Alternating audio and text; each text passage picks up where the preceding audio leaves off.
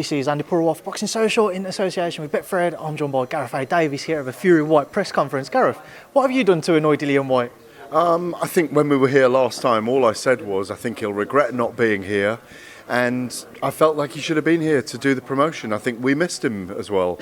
And I think the promotion has had a quietness about it due to him not being here. And, you know, maybe it's worked for him, but I don't think we've had a lot to feed off about the two men together. And in fact, today when they came together, it was like old pals meeting in a weird way. Listen, it's great to see the respect between them. I think they're both primed and ready to go. But yeah, clearly I upset him. Clearly he reads and watches things. So maybe that's a good sign. He's been sitting in his fortress in Portugal, watching what we've all been saying, writing and doing. Gareth, if Dillian had been more open to engaging with the media and helping to build the fight rather than the stance he's taken, how much bigger do you feel it would feel this week heading into Saturday night? I think it does feel big, but it feels big within the Tyson Fury story and Dillian Whyte challenging him. You know, I think there's a resonance in like national newspapers, in broader media. There is a resonance, but it hasn't crossed over to that big national news. Maybe that we saw with Anthony Joshua and Vladimir Klitschko in the first fight. It felt very big for the nation. Obviously, he was an Olympic super heavyweight gold medalist, and I think that had a resonance with the nation. And again, even though we never want it, if they'd had a bit of a ruckus today, there would have been headlines all over the place, and the internet would have melted over it. But weirdly, the two boxers didn't want their entourages to go at it. So I just think it's a trade fight between these two guys. They know each other. They've known each other a long time. As Tyson Fury hasn't seen him for a while. Dillian Whyte hasn't seen Tyson Fury for a while. And today it came to a head. And I think we were all expecting Dillian to be snapping back and Tyson Fury to be getting in his head. And I think maybe that moment's passed. That energy that you carry into a training camp has passed. And they're just focused in their heads now and don't want to get emotional before the fight. It's very mature of Dillian. I think he's showing more and more maturity as a fighter. Remember, he used to have a hatred, an enmity for his opponent, for his rival, to get up for it. He looks primed. He looks really healthy and ready to go. Gareth, we saw Tyson adopt a southpaw stance at a workout yesterday. Do you think he's just trying to trick the audience, or do you think he will genuinely try to approach the fight with that style? I think we'll see him switch. I think we'll see him play around a bit early on. I think we'll see him switch to look at range. He's got to be careful when he switches for that left hook anyway, of Dillian's, which is phenomenal. It's probably one of the best left hooks ever, and it's going to be one of the heaviest left hooks because he's a heavyweight. He's a very powerful guy.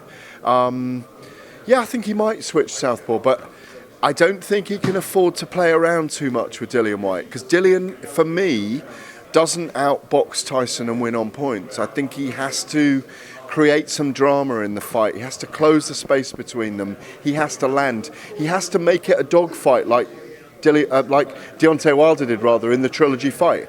Make Tyson Fury lose the pattern of his own fights. Make him careless. Make him, kind of have pure adrenaline and want to fight him.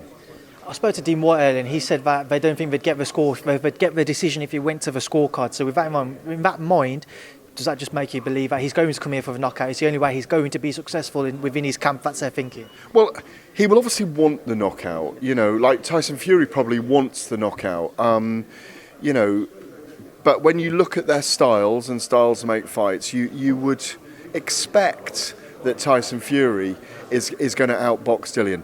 If Dillian outboxes Tyson will have taken a lot of punches. And I think more than likely, Dillian is going to look for opportunities with his power shots. Whereas I think Tyson Fury will do that thing he does something, which is fiddle about a little bit. Win around, play, duck, dive, feint, in, out, change stance, come in and out, use the space in the ring. But I have a weird feeling that we may just have an all-out war in there at times, because Tyson Fury wants to prove anything. He certainly won't want a 12-round boring spectacle where he moves away and holds Dillian.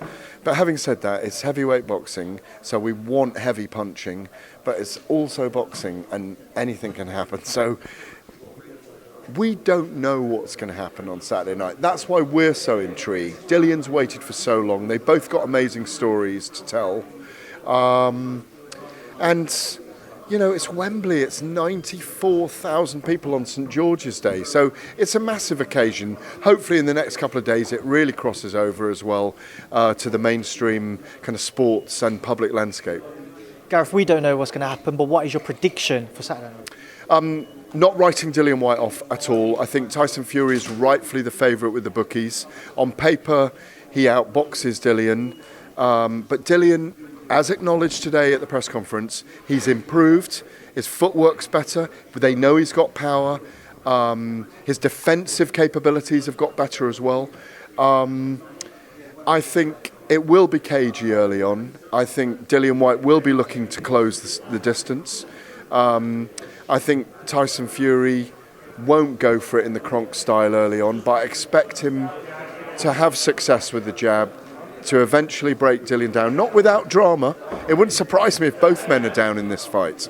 But I think between rounds 8, 9, 10, 11, maybe 9, 10, 11, I think Tyson Fury will stop Dillian Whyte or knock him out.